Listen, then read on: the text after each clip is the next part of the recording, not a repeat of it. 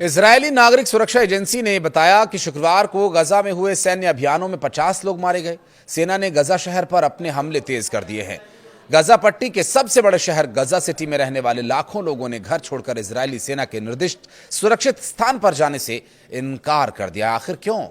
सवाल यह भी है। नमस्कार, मैं हूं आशीष त्रिपाठी और हमास के गढ़ माने जाने वाले इस शहर पर इजरायली सेना लगातार गोलीबारी और बमबारी कर रही है। इतना ही नहीं, यहां की खाद्य सामग्री की आपूर्ति भी रुकी हुई है और इस बीच गाजा पट्टी में शुक्रवार को इजरायली सेना की कार्रवाई में 50 लोगों के मारे जाने की सूचना है। इजरायली सरकार ने गाजा सिटी पर कब्जा करने और उसे बनाए रखने की घोषणा की है। हमास के प्रभाव वाले इस शहर में ही इजरायली बंधकों के होने का अंदेशा है। माना यह जा रहा है कि हमास यहां पर आम जनों को ढाल बनाए हुए है, जिससे इजरायली कार्रवाई में होने वाले खून खराबे से इजरायल को वैश्विक आलोचना का सामना करना पड़े। गाजा सिटी और शहर वही शहर है ये जिस पर इजरायली सेना ने 23 महीने के हमलों के बाद भी कब्जा नहीं किया और इसके उपनगरों को इजरायली सेना ने खाली करा लिया है। लेकिन सघन आबादी वाले शहर में जमीनी कार्रवाई तेज नहीं हो पा रही है। इजरायली सेना फिलहाल शहर की ऊंची इमारतों को हवाई हमलों से ध्वस्त कर रही है, जिससे वहां से निशानेबाज हमले न कर पाएं और न ही इजरायली सेना की गतिविधियों को देखा जा सके। इजरायली सेना के हाल के दिनों में ऐसे 500 से ज्यादा ठिकानों को निशाना बनाया गया। इस बीच गाजा पट्टी में तैनात इजरायल के रिजर्व सैनिकों ने ठिकाने छोड़ने से इनकार भी कर दिया। उन्होंने कहा कि वो गजा को कब्जे में लेकर ही यहीं पर रहेंगे। यरूशलेम में एक होटल के बाहर शुक्रवार को 2 लोगों की धारदार हथियार से हमला कर हत्या कर दी गई थी। दरअसल घायल 50 वर्षीय एक व्यक्ति की हालत अभी गंभीर बनी हुई है, जबकि 25 वर्षीय एक दूसरे शख्स को घायल हालत में अस्पताल में इलाज भी दिया जा रहा है। उसकी दशा थोड़ी बेहतर हो रही है। मरने वालों के अलावा इन लोगों को चोट भी आई थी। इजरायल पुलिस ने इसे आतंकी वारदात कहा था और इससे पहले यमन के हूती विद्रोहियों ने रविवार को इजरायल के एयरपोर्ट पर ड्रोन से हमला किया था। इजरायली सेना ने कहा कि हूतियों की ओर से दागा गया एक ड्रोन देश की बहुस्तरीय वायु रक्षा प्रणाली को भेदते हुए देश के दक्षिणी हवाई अड्डे पर गिरा और इस हमले में हवाई अड्डे की खिड़कियों के कांच तक टूट गए। इससे एक व्यक्ति घायल हुआ और कुछ समय के लिए वाणिज्यिक हवाई क्षेत्र को बंद रखना पड़ा। इजरायल का कहना यह है कि ड्रोन रेमन हवाई अड्डे तक पहुंचा, लेकिन इससे सीमित नुकसान हुआ। हमले के कुछ घंटों में उड़ानें फिर से शुरू कर दी गईं। इजरायली सेना ने कहा कि ड्रोन हमले से पहले कोई चेतावनी सायरन नहीं बजा। घटना के बाद ये जांच की जा रही है कि ड्रोन को पहचानने में आखिर नाकाम कैसे हुए ये और नाकामी क्यों इनके लिए एक बड़ा सबब बन सकती है, क्योंकि बहुस्तरीय एयर डिफेंस सिस्टम को फेल कर देने वाला ये ड्रोन कैसे वहां तक पहुंचा, ये एक गंभीर चिंता होगी।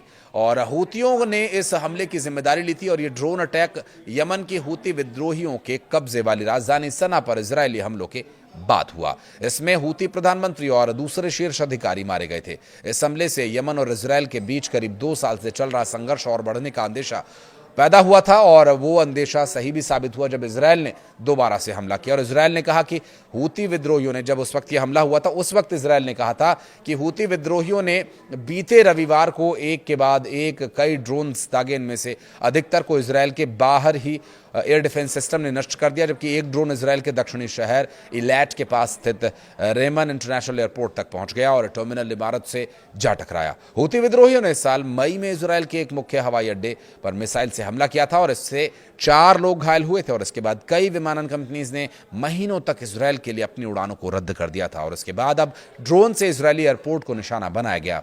दूसरी तरफ इजरायल को लेकर अमेरिका अपने ही जाल में फंसता हुआ भी दिखाई दे रहा है, क्योंकि कतर पर इजरायली हमले के बाद अमेरिका के सामने अपने दोनों सहयोगियों के प्रति बैलेंस बनाना एक गंभीर चुनौती हो गया है। इसलिए अमेरिकी विदेश मंत्री मार्को रूबियो ने कतर के प्रधानमंत्री से मुलाकात की और अब वो इजराइल जाने वाले हैं। आपको बता दें कि इजराइल ने दोहा में हमास के सदस्यों को निशाना बनाते हुए हमला कर दिया था। इसमें कतर के भी एक जवान की मौत हो गई थी और इजराइल की इस हरकत पर डोनाल्ड ट्रंप ने भी नाराजगी जताई। अमेरिका की भी नीति है कि गजा को लेकर जो नीति बहुत स्पष्ट तो है नहीं, तो इसलिए भी अमेरिका की नीति को लेकर बार बार सवाल उठते हैं। और एक तरफ वो इजराइल का खुलकर समर्थन करता है और गजा पर कब्जे को लेकर प्लान बनाता है, तो वहीं दूसरी तरफ वो युद्ध विराम के लिए मध्यस्थता का भी दावा करता है। बता दें कि मार्को रूबियो और उपराष्ट्रपति जेडी वेंस ने व्हाइट हाउस में कतर के प्रधानमंत्री शेख मोहम्मद बिन अब्दुल रहमान अल थानी से मुलाकात की और इसके बाद डोनाल्ड ट्रंप के विशेष राजदूत स्टीव विटकॉफ ने उनके साथ डिनर किया। बता दें कि इजरायल ने कतर की राजधानी में तब हमला किया जब अमेरिका के ही युद्ध विराम के प्रस्ताव पर बात करने के लिए हमास के लीडर इकट्ठे हुए थे।